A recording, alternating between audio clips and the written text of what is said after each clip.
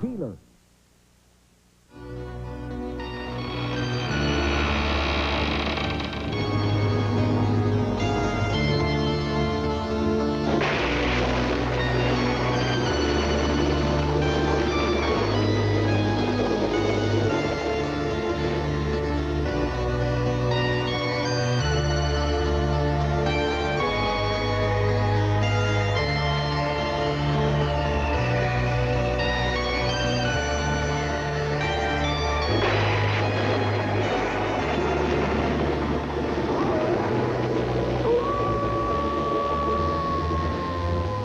Hello, darling. Yes, sirree, it's little old me, that raven-haired belle who does it so well. Elvira, Mistress of the Dark.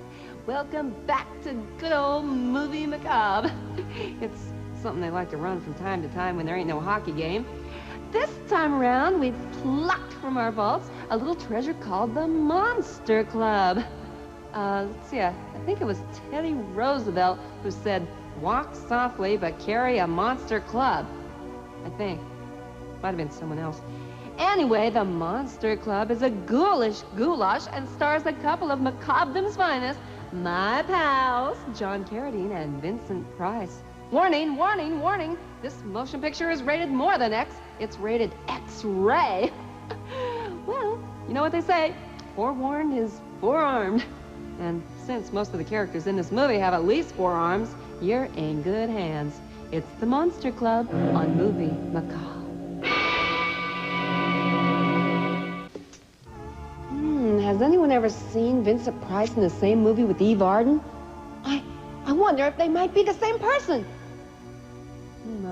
Hey, what about the Monster Club? They should have called it the Rubber Mask and Plastic Teeth Club. And half the people in there had on my dress, my jewelry, and my makeup. And I'm only talking about the guys. Okey-doke, in just a minute, you'll learn everything you never wanted to know about shadmocks, whatever the heck they are.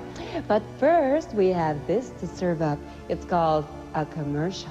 I'd rather you didn't use that word. Hey, Vinny, they pay the rent, okay?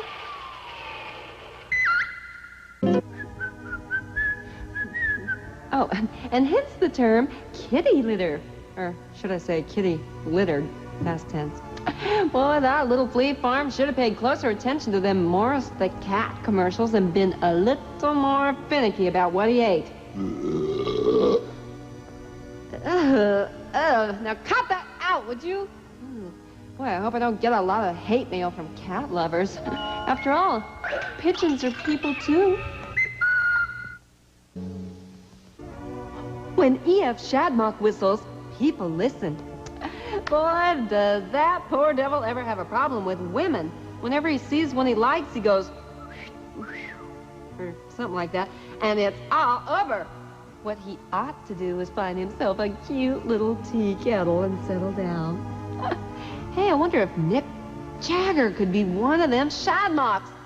I think I noticed a slight resemblance. Okay, the Monster Club continues after this time out with something more in the traditional vein, a tale of vampirism. You know, fangs and fangs. Wow, I think Donald Pleasance and them other guys are on what you call a stakeout. Little vampire humor there. Well, I knew I was sticking my neck out when I said it. Ouch. Okay, meanwhile, that kid's going around thinking he's some kind of royalty.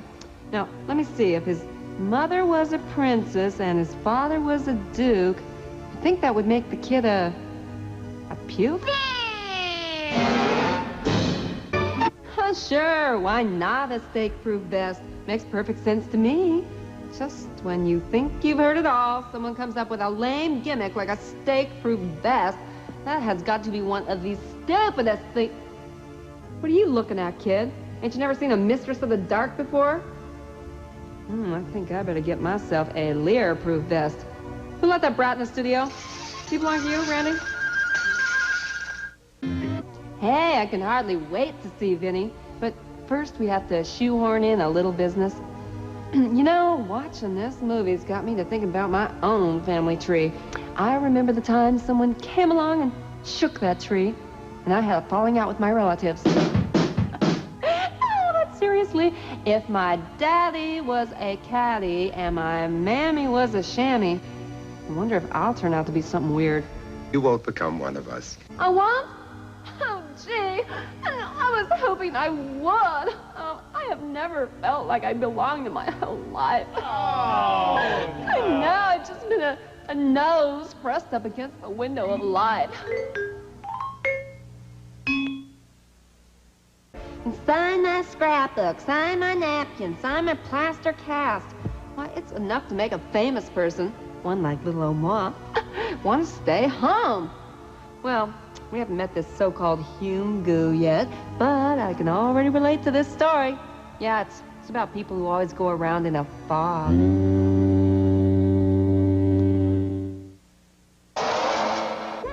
What are we gonna have for dinner tonight? Maybe Chinese? Mexican, perhaps? How about a little Italian? Yeah, let's dig up Chuck Bologna. It's the general manager here.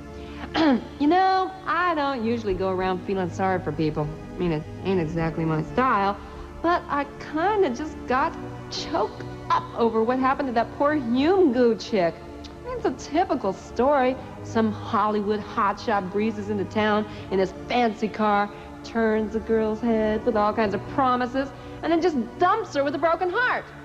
Not to mention a broken back. I'm telling you.